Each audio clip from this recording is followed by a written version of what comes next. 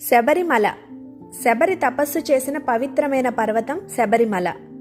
పూర్వం శబరిమల అడవుల్లో ఒక గిరిజన తెగ ప్రధాన నాయకుడు కుమార్తె శబరి.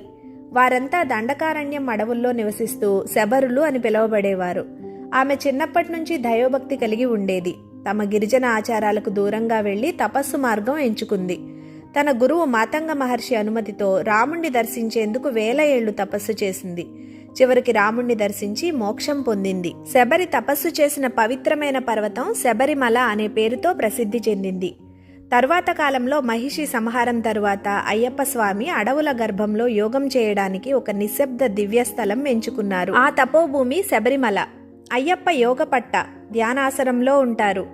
అయ్యప్ప యోగశక్తితో ఈ స్థానం కైలాస శక్తి వంటి దివ్యస్థలంగా మారింది. శివతత్వం, విష్ణుతత్వం, బ్రహ్మతత్వం, అడవి దేవతల శక్తి, శబరి తపస్సు పుణ్యం అన్నీ ఒకే చోట కలిసి శక్తిపీఠంగా సృష్టించబడిన కొండ శబరిమల. శబరిమలలో గాలి శుద్ధి, నీటి శుద్ధి, అఖండ నిశ్శబ్దం, అడవి ప్రకృతి ఇవి అన్నీ మానసిక శుద్ధిని ఇస్తాయి.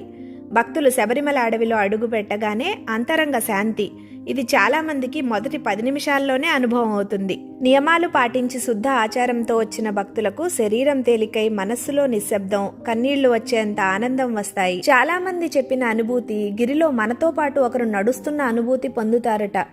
ఈ అడవుల దగ్గరే జటాయు తన శరీరం విడిచినట్లు చెప్తారు. ఇక్కడ అడవి శుద్ధి, దేవతా పూజా పద్ధతులు ఇప్పటికీ మారలేదు. శబరిమల మండల కాలం 41 రోజులు. మకర సంక్రాంతి సమయంలో మాత్రమే ఆలయం తెరిచి ఉంటుంది. ఇంకా ప్రత్యేక పర్వదినాల్లో మహాశివరాత్రి, చైత్ర పౌర్ణమి వచ్చినప్పుడు 2-3 రోజులు మాత్రమే తెరుస్తారు. మిగతా రోజులు పూర్తిగా మూసి ఉంటుంది. ఇది ఆధ్యాత్మిక నియమం. అయ్యప్ప స్వామి యోగ తపస్సుకు సూచకం. స్వామియే శరణమయ్యప్ప. Thank you.